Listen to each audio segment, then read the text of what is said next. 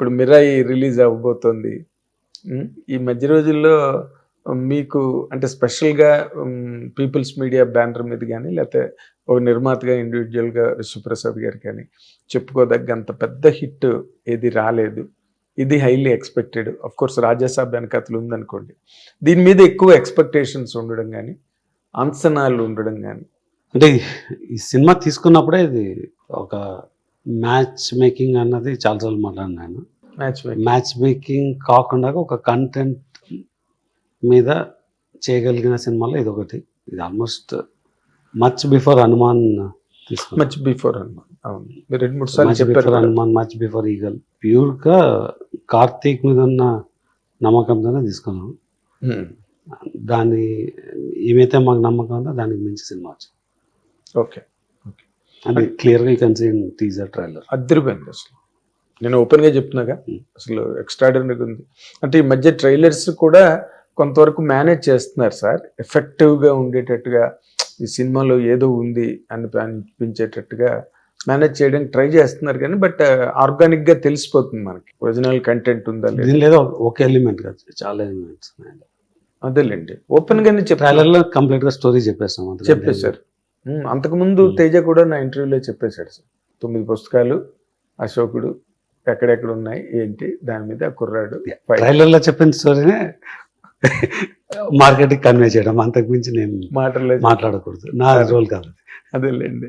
కాకపోతే మేజర్గా ఈ మధ్య సినిమాలన్నీ కూడా సఫర్ అయిన సెట్ బ్యాక్ ఒకటి ఉన్నారు సార్.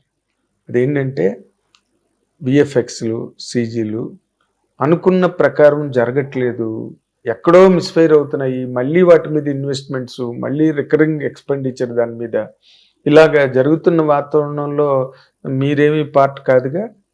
మీరు సఫర్ అయ్యారా, మీరు ఇబ్బంది పడ్డారా? అంటే మేము ఇంకోలా సఫర్ అయినాం. ఎలా?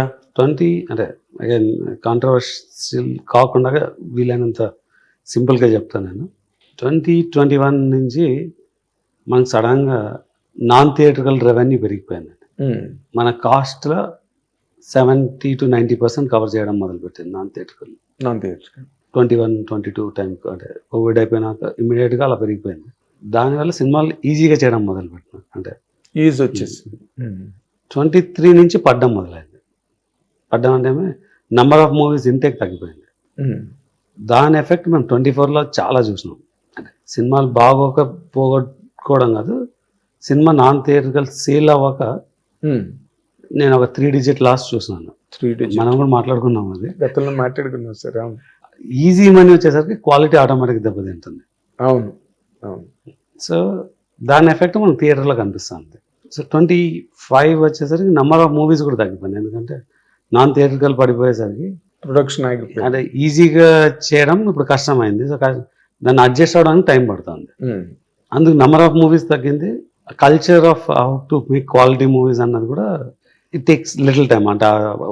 అంటే థియేటర్లో మనం సంపాదించాలన్నప్పుడు అది వేరేలా ఉంటుంది. ఫుట్ఫాల్స్ మాకు అది ఫస్ట్ రియలైజ్ అయినాం కాబట్టి. మీరు గమనిస్తే మేము రిలీజ్ చేయలేదు ఏం సినిమాలో, ఏం మౌంట్ చేయలేదు అంత ఫాస్ట్గా అంతకుముందు చేసినట్టు. కరెక్ట్.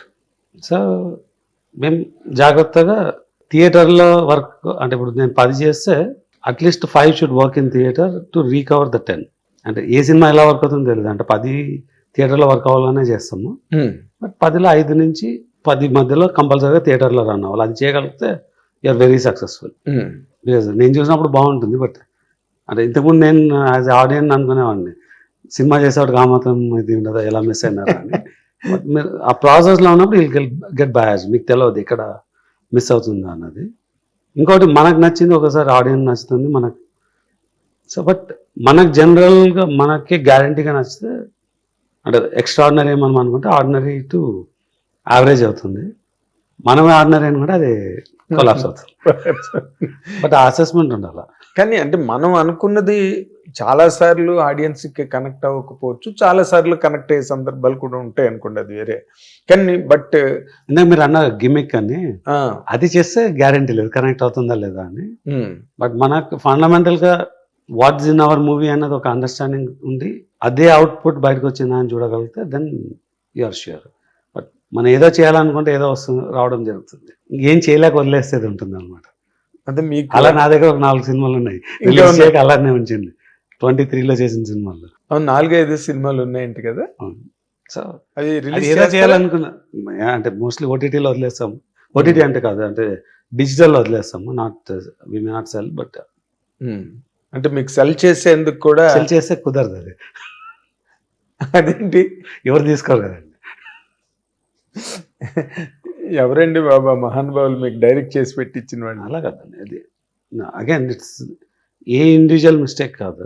అది ఏదో ప్రోగ్రామింగ్ లో ఈజీ మార్కెట్ ఉందని చెప్పి చేసేయడం, అది అదే ఇందాక మీరు అలా చెప్పిన- వర్కౌట్ కాదని తర్వాత తెలుస్తుంది. అనుకున్న కాన్సెప్ట్ కరెక్టే, ఎగ్జిక్యూషన్లో గ్యాప్స్ ఉంటాయి. అంటే అది మీ వైపు నుంచి జరిగిన పొరపాటా సార్? అందరిది 100% we're the owners of the product కదా. అదేలేండి, క్యారీ అయిపోయారు మీరు. డెఫినెట్గా. ఇప్పుడు అంటే దాని effect we have seen in other movies also. That's what I'm saying. ఆ కరెక్షన్స్ అయితే తీసుకున్నాం. అది